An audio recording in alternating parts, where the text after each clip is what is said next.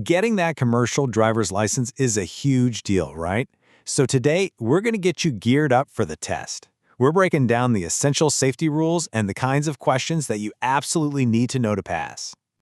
So let's kick things off with a question that, no joke, could save a life out there on the job. What is the single most important hand signal when you're working with a helper? Just let that sink in for a minute. We'll circle back to it in a bit. You can think of what we're doing right now as a pre-trip inspection, but for your brain. We're going to go over all the key areas you have to have locked down before you even walk in to take that exam. So, here's our game plan. We'll start with the basics of controlling your vehicle, then we'll get into the art of shifting gears. After that, we'll hit what can be the most dangerous part, backing up, and how to use a helper correctly. Then we'll finish up with what to expect on the test itself. Okay, let's get right into it.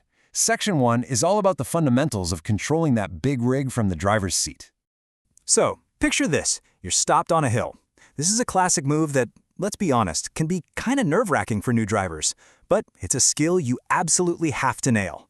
So, how do you do it? The whole secret here is coordination. It's a feel thing. You partly engage the clutch, you give it just enough power so you can feel the engine just wanting to pull forward against the brake. That's the sweet spot. And that's the moment you release that parking brake. It's a dance you just have to master. And you know, being a pro is all about building rock-solid habits. These things have to be second nature. Seatbelt on, parking brake set anytime you leave the cab, braking nice and smooth. These aren't just suggestions, they have to become automatic, every single time.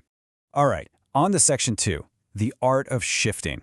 And this is a big one, because if you're not in the right gear, you're not really in control. It's as simple as that. Okay, let's talk about something that trips up a lot of new drivers. Double clutching. You've probably heard about it, but here's the reality. On most modern trucks, you don't need to do it.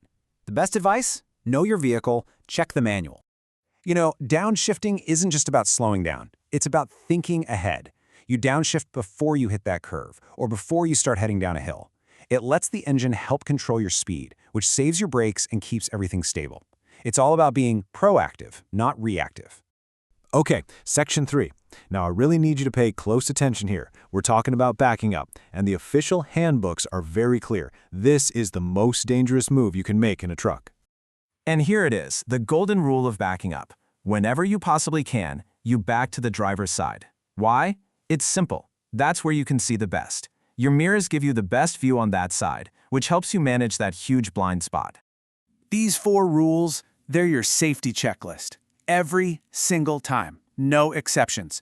Start in the right position, use your mirrors, and, this is a big one, if you have any doubt, get out and look. Seriously. Then back up slowly with your 4-ways on. So, since backing up is so tricky, it is always a good idea to use a helper when you can. Think of them as your second set of eyes, covering those blind spots that are impossible to see from the cab. This really breaks it down perfectly. From the driver's seat, you're focused on maneuvering this massive machine. Your helper? They have one job and one job only: to watch for hazards in all those spots you can't possibly see. It's a total game changer for safety. Which brings us right back to where we started. Remember that question?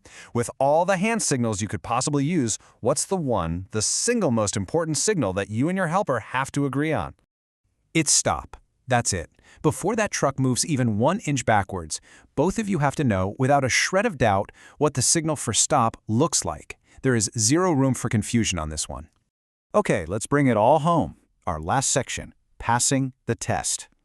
You know, the official manual actually gives you some really big clues about what the examiners are going to be looking for. I mean, they literally use the phrase, "These questions may be on your test." When you see that in the handbook, a light bulb should go off. That's a direct hint from the people who write the exam. They're basically telling you, hey, you should probably know this. And these are some of those top priority topics. The examiners have to know you can do a proper inspection, that you know all your safety equipment inside and out, and that you can handle the basic maneuvers, accelerating, stopping, and especially backing safely and smoothly. Look, at the end of the day, passing the CDL test is just step 1. The real test happens every single day, on every single trip. Applying these safety rules until they're second nature, well, that's what makes you a true professional. So the question isn't just, are you ready for the test? It's, are you ready for the road?